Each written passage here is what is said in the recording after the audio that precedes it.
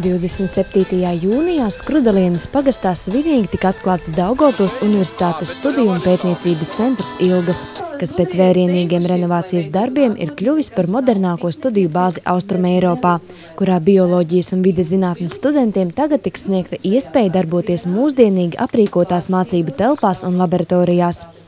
Ar Eiropas Reģionālās attīstības fonda atbalstu senajā medību pilī ieguldīts vairāk kā 1,4 miljonu latu. Tagad ēka ir kļuvusi pielāgota cilvēkiem ar kustību traucējumiem, maksimāli ir domāts par energoefektivitātes nodrošinājumu, ir labi iekārtota pils apkārtne un atpūtas skvērs. Tā kā Ilgas atrodas aizsargājumā dabas teritorijā, ēkas renovācijas darbi tika veikti ar minimālu ietekmi uz apkārtējo vidi, maksimāli cenšoties saglabāt muižas autentisko izskatu. Turpmāk mācību bāzē Ilgas atradīsies daļa no Sistemātiskās bioloģijas institūta laboratorijām, kur pastāvīgi strādās zinātnieki un dažādos Daugavpils novada dzīvi. Daugavpils universitāte gan neplāno apstāties pie paveiktā. Tuvākajā nākotnē plānots pielāgot pilī blakus esošo ēku par meža bioloģiskās daudzveidības māju.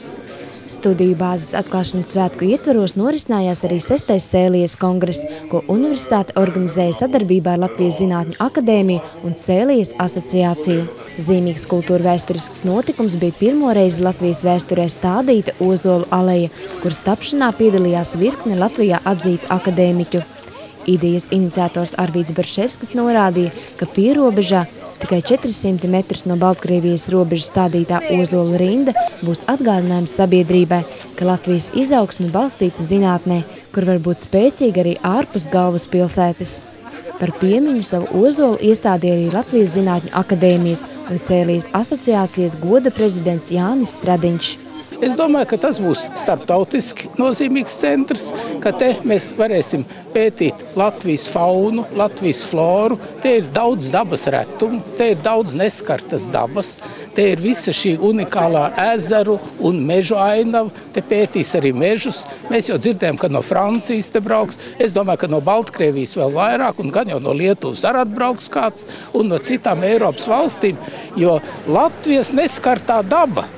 Tā ir milzīga Latvijas bagātība, unikāla bagātība. Tas ir no vienas puses. Un no otras puses Latvijas cilvēku un Latvijas prātu, un arī Latgales prātu ieskaitot. Vārds sakot, tā ir liela bagātība. Un mums viņa jāattīst un jācenšas paturēt šeit. Un tas, ka šeit rodās tādi centri, es nezinu, kāds tur būs aprīkojums, gan jau būs labs aprīkojums, vārds sakot.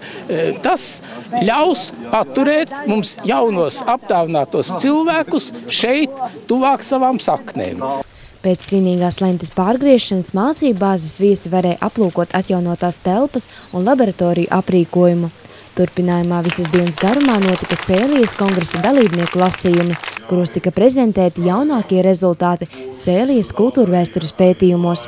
Kongresa atklāšanas pasākumā rektors Arvīds Barševskis kļuva par otro latgalieti, kuram tika pasniegts Sēlijas asociācijas goda biedra diploms par devumu Sēlijas dabas vērtību apzināšanā. Tik vienkārši nav.